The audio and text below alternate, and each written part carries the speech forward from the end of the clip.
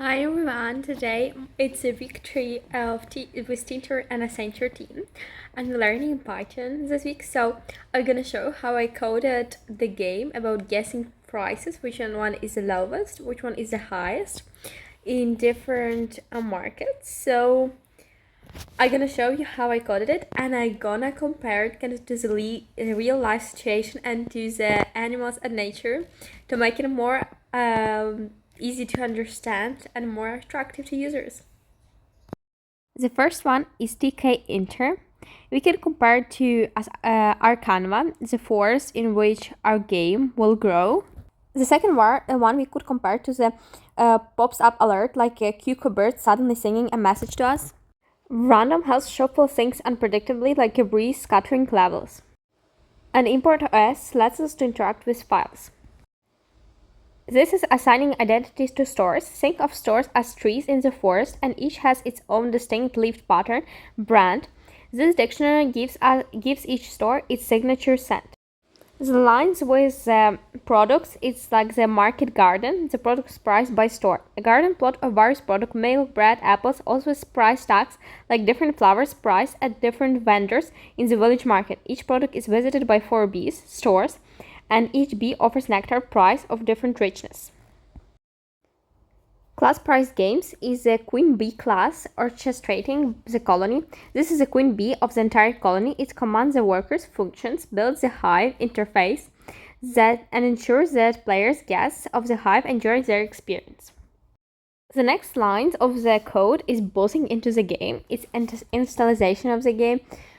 Name is declare your name at the gate. Second was get your ticket. Third one, randomize the rides using wind. The fourth one is paint the sky pink, and the fifth one is finally roll out the welcome mat. It's kind of comparison to the forest. It is the same for our interface. In this line, it's kind of like welcome center. We could compare it to the squirrel putting up a welcome to the forest sign. This builds a beautiful front porch with labels, inputs, and a start button carved into bark. Now we have the lines of code that indicate to start the game. For example, we could compare it to the beginning of the treasure hunt. Here we have a gear up for the hike. We pack our maps and snacks, reset everything, shuffle the trail, kind of randomizing questions again, and take the first brave step into the wild, ask the first question. Now we have kind of like the labels, how we're gonna build a question. We could compare it to building the forest trail of questions. Create the forest trail, kind of like the tall trees, labels. Interactive signs will be buttons, and little creatures will be frames and colors, hooped into position. Each store is its own color-coded bird ready for guessing. The rest of the code could be explained as the mysterious clue, kind of the when we asking questions. What's the guess right? Kind of like the nature judge decides. Then the sunset, it's kind of like time to reflect. And then echoes in the canyon, kind of like the leaderboard. And then we have clean up the site, kind of like the hiker cleaning up their campsite, clearing all signs of previous screens before pitching a new tent. While I explain how the rest of the code works, we already started our game when we're guessing where we can find, for example, the cheapest breakfast cereal, and it is Lidl. And it showed us the wrong answer, for example, and it showed us the prices for each shop. That's how this game works. Hi everyone, and now I want to give my reflection on third week with Python and with Teen-Turn and Accenture team. What I learned, and today I actually presented. I didn't win anything, sadly. It's not sadly.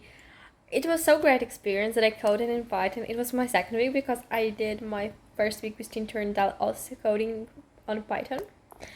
What I learned about understanding variables and data type. Learned that the variables store information, numbers, text.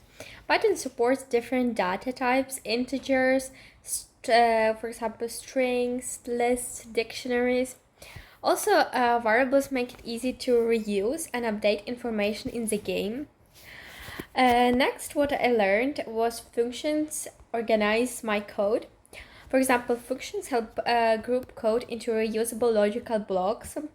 I learned to define and call functions for tasks like drawing text, saving scores, and handling menu.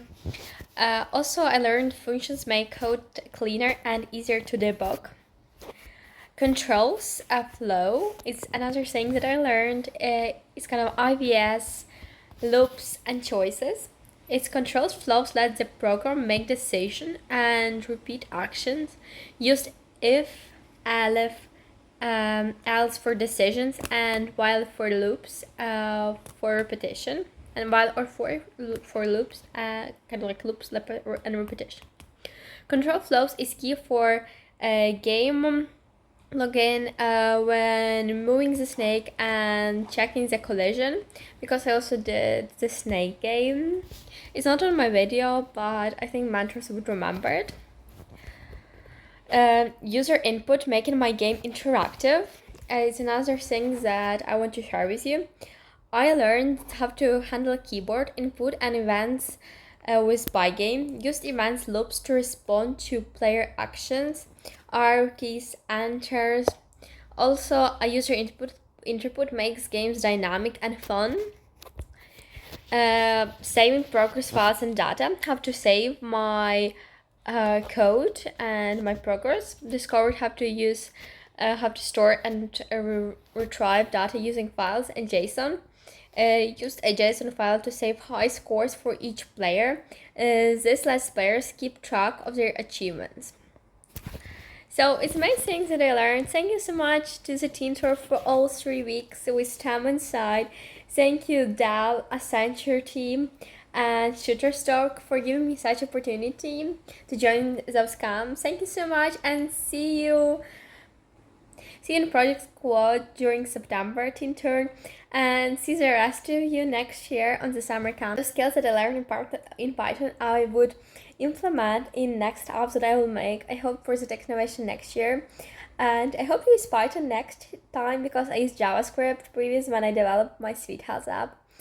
It would be so interesting to compare them and see which one works better. Thank you.